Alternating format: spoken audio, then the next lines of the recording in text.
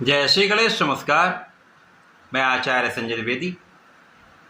मेरे समस्त प्रबुद्ध दर्शकों का मेरे चैनल पे हार्दिक स्वागत है। प्रिय दर्शकों, आज मैं मंगल के राशि परिवर्तन प्रभाव को लेकर आपके सम्मुख उपस्थित हूँ। नवग्रहों में सेनापति मंगल 21 जून को अपनी राशि का परिवर्तन कर चुके हैं तथा दैत्य गुरु शुक्राचार्य की वृषभ राशि में प्रवेश कर चुके हैं। शुक्राचार्य और मंगल का समभाव होता है तथा यहाँ पर तात्कालिक मैत्री का भाव बन रहा है, जिसके कारण ये एक अत्यंत सकारात्मक परिणाम देने वाला परिवर्तन है। नवग्रहों में सेनापति मंगल हैं और मंगल जो सेनापति हैं उसी के अनुसार इनका शौर्य है, क्षमता है, बल है, सामर्थ्य है। सैन्य क्षमताओं के कारक मंगल हैं, ऊर्जा के कारक मंगल हैं, खेल जगत के कारक मंगल हैं, साहस के कारक मंगल हैं, पराक्रम के कारक मंगल हैं। इसी प्रकार से क्रोध, वाद विवाद के कारक भी मंगल हैं। जब मंगल कुंडली में अच्छी स्थिति में है, बलवान है, तो ये अपनी ऊर्जा से आपको निश्चित रूप से जीवन का सर्वाधिक सुख, सर्वाधिक लाभ प्रदान करते हैं। परंतु यदि कहीं पर पीड़ित हैं, कहीं निर्बल भाव में हैं, तो ऊर्जा अनियंत्रित हो जाती है और क्रोध, वाद विवाद, लड़ाई झगड़ा तथा धोखे की संभावना यहाँ पर बनने लगती। प्रिय दर्शकों, अत्यंत प्रभावी ग्रह है जिनका गोचर काल 45 दिनों का किसी राशि में होता है, वृषभ राशि में प्रवेश करके निश्चित रूप से कुछ विशेष परिणाम प्रदान करने वाले हैं। आज मैं तुला राशि के लिए मंगल के इस राशि परिवर्तन का, मंगल के इस परिवर्तन से तुला राशि के जीवन में क्या परिवर्तन होगा, किस प्रकार का लाभ मिल सकता है, अथवा कहीं पर कोई अवरोध या समस्या है तो उसका क्या निराकरण है, संपूर्ण विश्लेषण मैं पूर्ण तर्क के साथ करने जा रहा हूं। प्रिय दर्शकों, इस राशि फल को आप अपने लग्न तथा राशि दोनों के अनुसार देख सकते हैं। अब तुला राशि के लिए यदि हम अवलोकन करें तो मंगल आपके सप्तमेश हैं तथा आपके धनेश हैं। दो बड़े विशिष्ट भाव के स्वामी मंगल का गोचर अष्टम भाव में आरंभ हो चुका है। अब चूंकि अष्टम भाव त्रिक भाव है, ये निर्बलता का भाव है, ये डेप्रिसिएशन का भाव है, तो यहाँ पर मंगल का गोचर निश्चित रूप से मंगल के कार्यकत्व में कुछ निर्बलता देगा तथा मंगल जिन जिन भाव के स्वामी हैं वहाँ पर उतना अच्छा परिणाम नहीं प्राप्त हो पाता है तथा यहाँ पर मांगलिक दोष भी बनेगा। अब सप्तम के स्वामी होकर अष्टम भाव में जा रहे हैं, ये भी एक समस्या का कारण यहाँ पर बनने वाला। यद्यपि मंगल यहाँ पर कुछ निर्बल अवश्य होंगे, परंतु यहाँ पर मंगल की जो 3 दृष्टियां हैं उनका कुछ विशेष प्रभाव भी आपको प्राप्त होगा। प्रथम दृष्टि का प्रभाव लाभ पर, द्वितीय का प्रभाव आपके धन पर, तृतीय का प्रभाव आपके पराक्रम पर होने वाला है।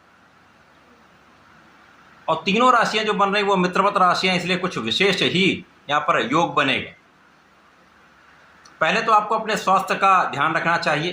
खाने पीने में अनियमितता के कारण अथवा खाने पीने में अनियंत्रण के कारण कुछ समस्या हो सकती है। इसी प्रकार से रक्त से संबंधित कुछ समस्याएं हो सकती हैं, हार्मोनल इम्बैलेंस हो सकता है, ध्यान देने की आवश्यकता होगी। इसी प्रकार से इस समय में आपको अपने जीवन साथी के स्वास्थ्य का भी ध्यान रखना चाहिए। जीवन साथी के साथ सामंजस्य में भी कमी हो सकती है, कुछ वाद विवाद, लड़ाई झगड़ा भी हो सकता है। यहाँ पर भी आपको बहुत ध्यान देने की आवश्यकता है। यदि यहाँ पर आपने नियंत्रण कर लिया, सामंजस्य बना लिया, धैर्य के साथ कुछ काम किया तो समस्याएं कम होंगी। लेकिन पार्टनरशिप में यदि आप कुछ कार्य करते हैं, व्यापार करते हैं, किसी प्रोफेशन में हैं, तो यहाँ पर साझेदारी टूट सकती है अथवा साझेदारी में धोखे की संभावना बनी रहती, जिसके कारण समस्या होती है और आपका लाभ प्रभावित होता है। मंगल के इस राशि परिवर्तन से आपके मन के अनुकूल आपको लाभ नहीं प्राप्त हो पाएगा, क्योंकि यहाँ पर कुछ ना कुछ स्वास्थ्य समस्याएं आपको उतना परिश्रम नहीं करने देंगी अथवा कहीं ना कहीं कार्य क्षेत्र में बाधाएं वो आपको उतना प्रयास नहीं करने देती और आपकी ऊर्जा कुछ अनावश्यक कार्यों में व्यय हो जाती है, जिसके कारण आपको उतना लाभ नहीं प्राप्त हो पाता। लेकिन यहाँ पर कुछ विशेष योग भी है, जिसके कारण यहाँ पर लाभ की निरंतरता आपको प्राप्त होती रहेगी। यद्यपि वो उतना नहीं होगा जितना आपकी क्षमता है, जितनी आपकी योग्यता है, जितना आपका प्रभाव है, परंतु लाभ में कोई बहुत कमी भी नहीं होगी, जिसके कारण आप किसी प्रकार की बड़ी समस्या में आप नहीं होंगे। यहाँ पर चूंकि आपके भाग्य का साथ मिलने लगेगा और कार्य क्षेत्र में भाग्य का साथ जो मिल जाता है तो कार्य क्षेत्र में आ रही समस्याओं का निराकरण हो जाता है। साथ ही साथ आपके कम परिश्रम में भी आपको लाभ मिलता रहता है। यहाँ पर लाभ निरंतर होता रहता है तथा धन निरंतर आता रहता है। इस समय में अचानक धन प्राप्ति का भी योग बन रहा है। कुछ ऐसा योग बनता है जब आपकी पारिवारिक संपत्ति से या कुछ अन्य स्रोत से या परिवार के भाव से आपको अचानक कुछ धन लाभ हो जाए, अथवा यदि कहीं पर आपका कुछ धन फंसा हुआ है, कहीं पर आपका कोई इन्वेस्टमेंट पुराना है, उससे बड़े धन की प्राप्ति का योग बन सकता है। केवल उस धन को सही दिशा में लगाने की आवश्यकता है, उसको सही ढंग से उपयोग करने की आवश्यकता है। इस समय में यद्यपि आप उतने परिश्रमी नहीं हो पाएंगे, लेकिन जो भी आप करने वाले हैं वो अपने बुद्धि बल के कारण, अपनी नेतृत्व की क्षमता के कारण सही दिशा में करने वाले, और आपकी सही दिशा का किया हुआ एक एक प्रयास वो आपको लाभ देता है, आपके लिए सफलता का योग बनाता है। और क्योंकि यहाँ पर मंगल धन के भी स्वामी हैं, वाणी भाव के भी स्वामी हैं, और यहाँ पर यदि आपने वाणी की कठोरता कम कर ली, वाणी पर आपने नियंत्रण कर लिया, बिना विचारे आपने कोई कार्य कर लिया तो समस्या होगी। लेकिन यदि आपने विचार करके कुछ भी किया है, सोच विचार कर आपने बात करी, तो परिवार के बीच में भी तथा आपके कार्य क्षेत्र के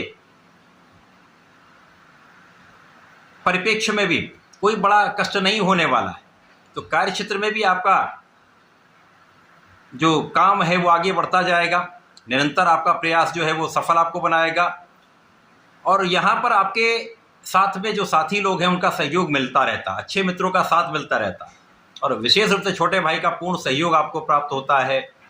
तो कहीं न कहीं से आपकी समस्याओं का निराकरण होता रहता है, और यदि समस्याओं का निराकरण हो गया, भाग्य का साथ मिल गया, तो बहुत कुछ कष्ट नहीं होता है। यहाँ पर आप धर्म के मार्ग पर चलेंगे, आपको धर्म के मार्ग पर चलना भी चाहिए, आपको आध्यात्मिक रहना चाहिए, आपको अपने इष्ट का ध्यान करते रहना चाहिए। इस समय में आपका इंट्यूशन बहुत अच्छा रह सकता है, आपका पूर्वानुमान अच्छा रहेगा। यदि आपने यहाँ पर ध्यान दिया तो समस्याओं का निराकरण आप आसानी से कर पाएं। और यदि आप कुछ विशिष्ट शिक्षा ले रहे हैं, विशेष रूप से यदि तकनीकी शिक्षा आप ले रहे हैं, तो वहाँ पर आपका प्रयास आपको सफल बनाने वाला है, अच्छे परिणामों की प्राप्ति कराने वाला है। इस पूरे समय में आपको नियमित रूप से भगवान शंकर मोचन की शरण में रहकर हनुमानाष्टक तथा हनुमान चालीसा का पाठ करना चाहिए। ओम गंग गणपतये नमः का पाठ करें या गणपति स्तोत्रम का पाठ करें, तथा इस समय में यदि भगवान भोलेनाथ पर जलार्चन करते हैं, प्रत्येक शुक्रवार को जलार्चन करके पंचामृत से अभिषेक करें तथा गुलाब की सुगंधि का अर्पण करें तो विशेष लाभ आपको प्राप्त होंगे। इस समय का संपूर्ण उपयोग करके आप लाभ ले पाएं। ऐसा करके इसका उपयोग करें। धन्यवाद, नमस्कार।